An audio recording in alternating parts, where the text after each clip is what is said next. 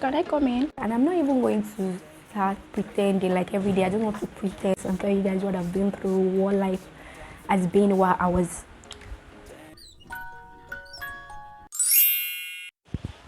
Hi Belle, welcome back to my YouTube channel. My name is Amina, and if you're a new subscriber, welcome. If you're a returning subscriber, my OGs, welcome. How have you guys been? How is everyone doing? It's been a lot over here, guys. I'm not even going to sugarcoat anything, and I'm not even going to lie. Life has been life. Adulthood has been adulting, guys. It's been a lot. The last video I posted was recorded in October, and since October it's been a whole lot, like from one thing to another.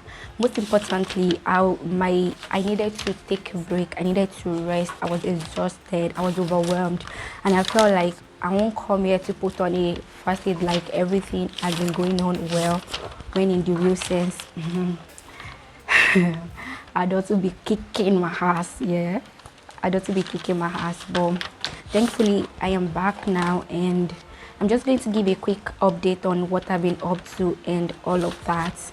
Firstly, when I got to everything started when I got to when I was about to leave Ibadan for Kwara.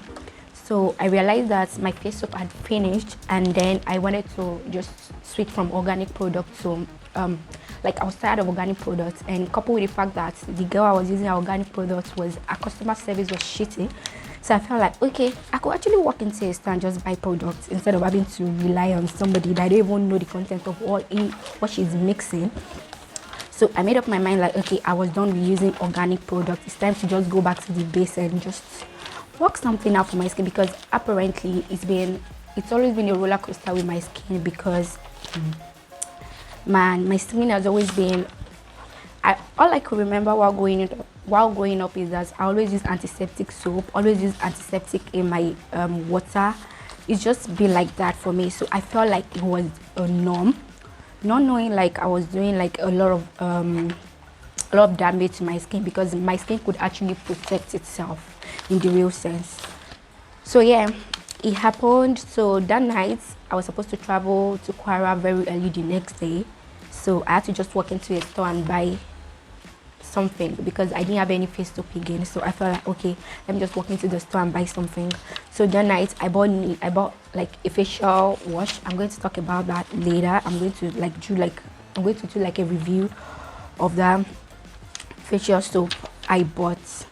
So I bought it, and then the person we traveled, one of my teammates, one Kwara, said, oh, my face was improving and all of that. I felt like I can actually decide for myself. I can actually go into the store. I can actually walk into the store and get something for myself, not knowing like that was just the beginning. So when I left Kwara, I came back to Ibadan where I live. Then I went to Lagos to just take a break from my usual environment. So it was when I used about almost 3 weeks in Lagos. It was when I was about leaving. I wanted to go see a friend. I was doing my makeup. Then I realized what's happening? There were white patches on my face, and I'm like, where did all this come from? Then I had to talk to my friend, like I was staying with, like, okay, see my face. She said she noticed it since the day I came to Lagos, and in my head, my skin has been skinning. Do you understand? But apparently, my skin was really not skinning.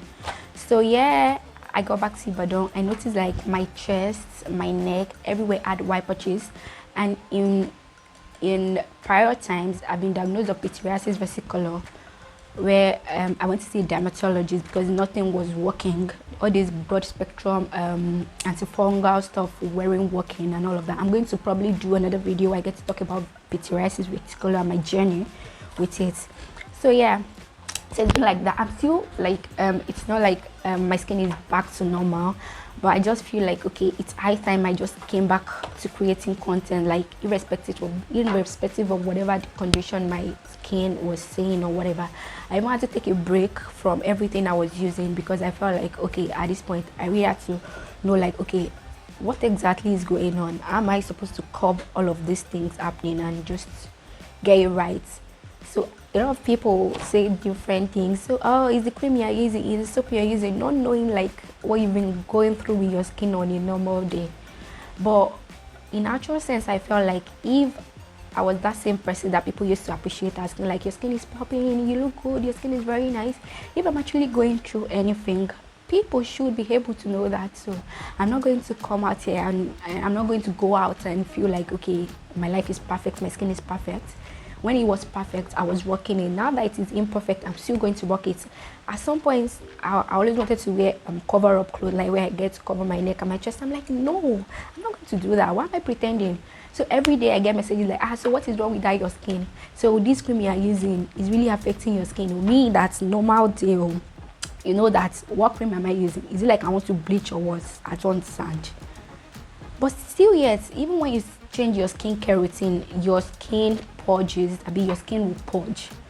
So, which is what I was trying to get, like, okay, is it like my skin is purging? Is it like something went wrong? Is it like one of the products I'm using isn't like what I'm supposed to use? Or even the treatment I was using for the pityriasis vesicular was reacting. And that was what caused all this acne, all this stuff and all of that. But this is still my journey and I'm still here. I'm probably going to share my all pityriasis vesicular routine, but that is not what I am. I'm just here to show my face and tell you guys what I've been through, what life has been while I was not here. So then, yes, another thing is I have not worked out in a very long time. I remember hanging out with some friends a few weekends ago, and what they were saying like, "Where has added weight? Though she has added weight." I have not even been able to just pick. Most times I wake up tired.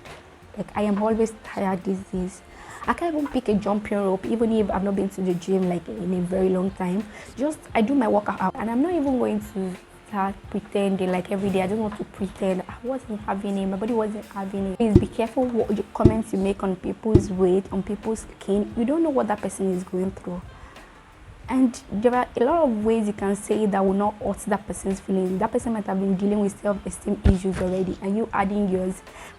I tell people every day, and that is why my slogan is, we can always make the world a better place. You have to make the world a better place. Don't let the words from your mouth be why another person is unhappy. Be why another person is not even ready to do something with their life. Be why another person is not even ready to try. I'm not even gonna lie. I mean, I've been reading this year. I read a lot because it was part of my goals that I wanted to read, like, say 3 books in a month. Or yeah, I just wanted to read more. I've just finished reading this book, The Power of Your Subconscious Mind by Jim Collins.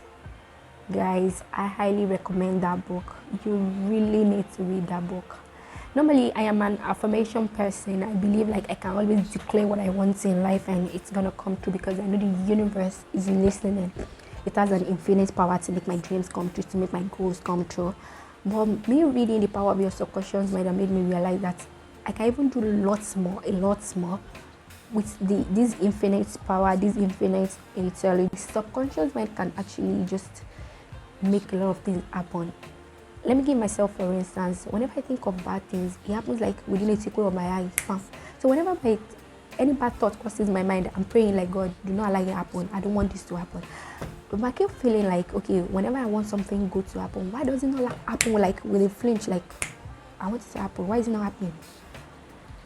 At that point, I feel like, okay, it means that I'm not manifesting that positivity enough. That positive thing that I want, that one thing that I want, I am not manifesting it enough. If I am actually manifesting it enough, my conscious mind, my subconscious mind is actually going to get the message from my conscious mind. Yeah, you just need to read that book, The Power of Your Subconscious Mind. Another book I would recommend this year that I've read is Emotional Intelligence.